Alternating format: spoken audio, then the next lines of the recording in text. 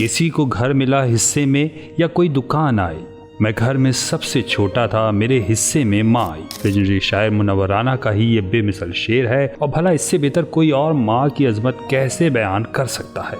71 बरस के अजीम शायर भारतीय शहर लखनऊ में चल बसे। मुनव्वर राना ने यूं तो हजारों इशार लिखे, लेकिन इनकी माँ की कदर व मंजिलत को बयान करते हुए इशार कोई फरामोश नहीं कर सकता। जैसे चलती फिरती हुई आंखों से अज़ां देखी है, मैंने जन्नत तो नहीं देखी, माँ देखी है। फिर भला ये शेर किसके लबों पर नहीं आता।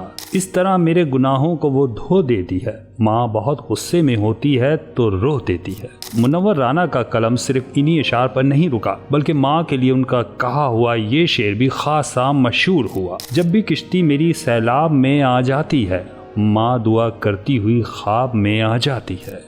माँ की दुआ के गिर्द ही ये इशार भी अपनी मिसाल आप हैं।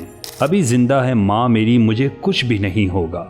मैं घर से जब निकलता हूँ दुआ भी साथ चलती है। मुनव्वर राना अब नहीं रहे, लेकिन माँ बेटे की पाकीज़ा मोहब्बत और जज्बात की इनके इशार में खूब झलक मिलती है। जैसे वो कहते हैं, तेरी अजमत के लिए तुझको कहाँ पहुँचा दिया, ए गज़ल मैंने तुझे नज़दीक माँ पहुँचा दिया। दर हकीकत मुनव्वर राना अल्फाज के जादूगर थे, जिन्होंने शायरी को माशूका से माँ तक ले जाने में अहम किरदार अदा किया। ऐसे तो इससे मोहब्बत में कमी होती है, माँ का एक दिन नहीं होता, सदी होती है।